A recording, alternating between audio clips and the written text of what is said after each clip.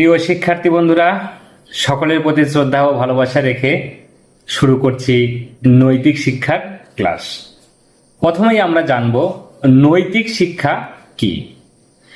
নৈতিক শিক্ষা হলো এমন এক ধরনের শিক্ষা যা মানুষের মনে সততা, ন্যায় অন্যায়, কর্তব্য ও অকর্তব্য এবং হিতাহিত জ্ঞান জাগ্রত করে। প্রিয় বন্ধুরা, তাহলে আমরা এই সংজ্ঞাটির মাধ্যমে কি বুঝতে পারলাম? নৈতিক শিক্ষা হলো এমন এক ধরনের শিক্ষা যা মানুষের মনের মধ্যে সততা, মানে আপনাকে সৎ থাকতে হবে, ন্যায় অন্যায়, কোন কাজটি ভালো কোন কাজটি মন্দ, কোনটি ন্যায় কোনটি অন্যায়, এই বিষয়ে শিক্ষা আপনি নৈতিক শিক্ষার ভিতরেই পাবেন।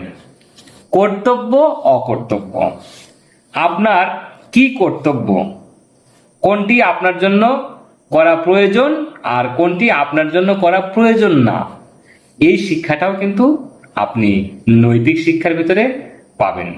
এবং হিতাহিত জ্ঞান জাগ্রত করে এই নৈতিক শিক্ষা। যতক্ষণ না পর্যন্ত আপনি নৈতিক শিক্ষায় শিক্ষিত না হবেন, ততক্ষণ পর্যন্ত আপনার হিতাহিত জ্ঞান জাগ্রত হবে না। এই নৈতিক শিক্ষা একটি মানুষকে উত্তম আদর্শ, মূল্যবোধ এবং সামাজিক নিয়ম কানুন আয়ত্ত করতে শেখায়। আপনি নৈতিক শিক্ষা শিখলে পরে এগুলো আপনাকে শিখতে হবে।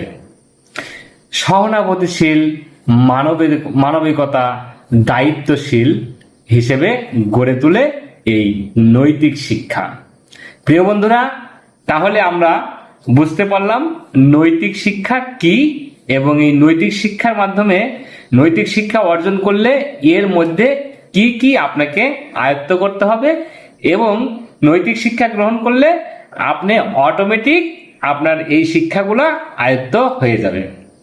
আমাদের দেশ সমাজ আজকে নৈতিক শিক্ষার যে অবক্ষয়, সামাজিক মূল্যবোধের যে অবক্ষয়, তারই প্রকাশ কিন্তু আমরা দেখতে পাচ্ছি।